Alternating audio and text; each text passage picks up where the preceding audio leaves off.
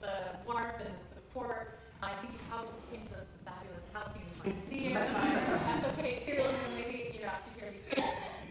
But we are having a lot of fun on this campaign. So I'll take you back kind of to how I got here. So you have an understanding of why I have so much fun doing this. I grew up in Oregon. I moved across the country from Oregon to Washington, D.C. I was 25 to save the world and put the country on a better path. I ended up here working for Chris Carney's first campaign. So I was living in a lake house in Towanda and driving back and forth to Scranton a few times a week to have meetings and raise money and do that. So one night, January 2006, I really needed to eat something that wasn't pizza or soup or banshee. And I stopped at Galilee Fresh Foods at Clark Summit. This very, very handsome boy was sweeping the floor, and I used to open at 6:55. Said the yeah, made me a Latina sandwich. And he gave me all this chocolate.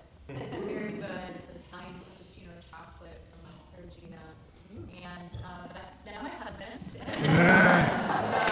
The chocolate did it. Two beautiful little girls, 6 and almost 3. I wanted to bring the 3-year-old here, but she has a little bit of temperature today. So she stayed home with my mom, Gigi, who lives with us. So we have had some life in between. I did campaigns. I was on the Obama campaign, I was on the Hillary campaign, worked in the Obama administration at the Treasury Department for the first term. Went to business school, worked in finance for a bit in New York City, where a lot of you also co-live, and then moved from the West Village to Scranton in 2016 to finally settle down with Brian, start our family, and started reading and really digging in, and I was saying that there's a ton of public corruption in Scranton and just the whole region. I was reading about it and trying to think, what is there something that I could do in this? And when the Auditor General, then Eugene Pasquale, who's now the state party chair, ran for Congress himself against Scott Perry down in Harrisburg. Eugene Pasquale in October of 2017, they put out this report that there was really looked like potentially criminal activity even happening, not just improper, but even criminal activity happening in the Scranton School District. There was somebody that resigned. I went for an appointment, got appointed to the school board, and spent 2018 pushing for reform, pushing for the Attorney General, then Josh Shapiro, to send folks in to help us understand how we can get this corruption out of our school district. In 2019, I ended up working for Eugene at the Auditor General's office, looking at school districts statewide, how are they spending their money? Is the money going to those programs for educating? Here's our guy. It's great time to write an article the next day, basically, to meet your new mayor, because it's kind of 2-to-1 with the split for Democrats and Republicans in the city. So I was not going to let that happen. It was seemed incredible to me that it doesn't matter what party it is. You're somebody that is part of your group commits this crime and breaks the trust of everybody, and you go right back to the opposing system and decide you should tell people who it is that they should be mayor. So I ran as an independent. Several of other people also ran as independent. But there was a moment in 2019 in Lackawanna County Court where the local Democratic Party was on one side of the aisle, suing myself, a couple of other independents. The Republican Party was on our side of the aisle because they wanted us to stay on the ballot. We wanted to stay on the ballot. We won. We had every right to be on that ballot in November of 2019. So we ran that. We did not start the Paige against the machine thing out that way. You think about that moment where the local Democratic Party is actually trying to get you off the ballot. So we won that race. I had Sloan a couple weeks before I was sworn in. We won again in 2021. We won again just out in November in 2025.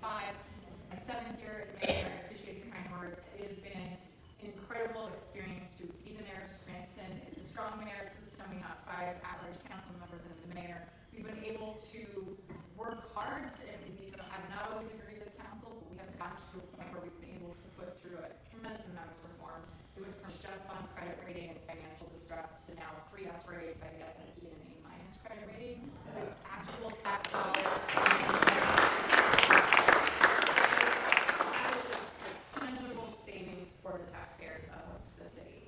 We have fought to lower utility costs. We have lowered building permit fees up to 70% on some projects. Almost 1,100, soon to be 1,118 units of housing will have been built during our tenure.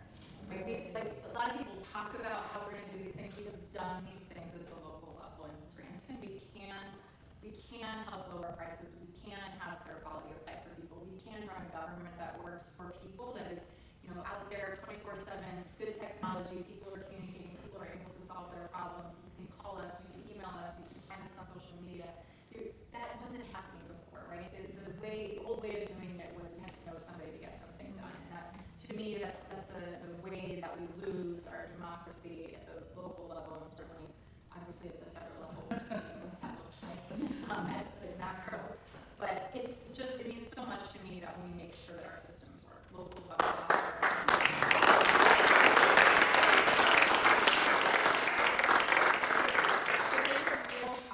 Progress in Scranton. Asking for your vote this November. I will be asking for your vote next November in Congress, because the way things are going, we won't be able to continue to lead the city well if they keep cutting everything out from under us.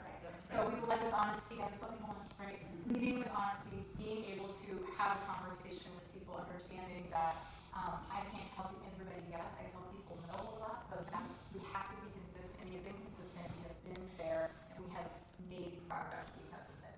So it's been really an incredible time to be mayor with COVID, with the Biden administration, being able to work with our hometown president on so many great things. It's been heartbreaking to see so many projects that we're going to come online just gone, right? The train from Scranton to I mean, these things, that one I think we can keep. I think we can, that's still there, and we can get that back on. But some of these solar projects, we kind of trying to do with this project. I mean, it's unbelievable what we had teed up to help us diversify our energy, help lower costs. Especially, really the nail in the coffin for him, to me, was voting for the beautiful bill.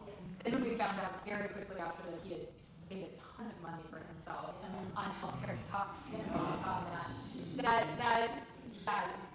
flipped it for me. That this was the race that I should run, because we have run so hard and fought so hard against this corruption, against the way that people feel like they're just being taken from. And Rob Bresnahan just embodies at the national level. Fox News talked about his stock trading. Joe Rogan has talked about his stock trading. This is a guy who doesn't seem to understand that Northeastern Pennsylvania is a place where people have seen this show before. They've seen not just the mayor of Scranton, we've seen state senators, judges, other mayors, county commissioners go to prison for literally stealing dollars, breaking the public trust. So it's really a great contrast, and I don't think that he understands how wrong it is to think that you can say one thing, like run a ban on stock trading, and then trade over $8 million of stock, and just people will just think it's okay. Like, I don't think he understands that cutting Medicaid, paying $1 trillion of Medicaid, is horrendous for the 25,000 or so people who are going to lose it January 1, 2027. But it's already horrendous for everyone in any income bracket, because the ERs are already more full. These hospitals, when they're projecting out, they're already tightening their budgets. They're already looking at things that they can't afford anymore. Our Meals on Wheels was ready to go to school for it, what I did in our general's office, but we didn't grant it. I want to be on the budget committee. I want to go through the budget, and I want to find where they have been, doing things they shouldn't have done with procurement. I was at the Treasury Department. I know that the federal budget can seem, it is gigantic, but at the end of the day, it is built up office by office, agency by agency, right? You can do the hard work. You get enough people in these budget committees and in Congress who want to do the hard work. You can go in there. We can find savings. Not the way Joe did it. Not a chance. Not the way that you're just hurting people. But doing it in a way that really matters. Finding out that corruption, rooting out that corruption, and rooting it out no matter which party it is. Right. That's the important thing too, right? Stock trading is a problem or breaking the public trust. I don't care if you're Democrat or Republican. It doesn't matter. What we find, and as we go through these things, you gotta root it out, because you're at such an inflection point, I think, in the country about how people feel about institutions, how people, it's just a reason for 30 years now.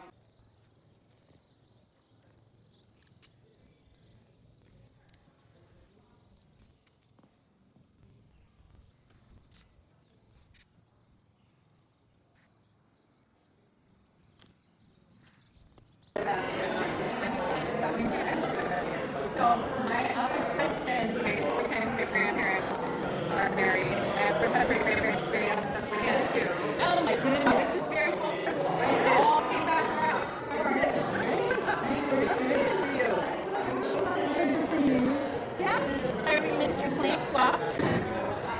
look, this is perfect. It's got the lamp. The lamp is lighting you perfectly. The lamp is lighting you perfectly. Absolutely. Great. Okay, here we are at a Paige Cognetti fundraiser in Galilee, Pennsylvania. Here's Paige right there. And this is in a decommissioned church that's been restored or actually renovated into a home for the filmmaker Todd Stevens and his partner Paige Cognetti.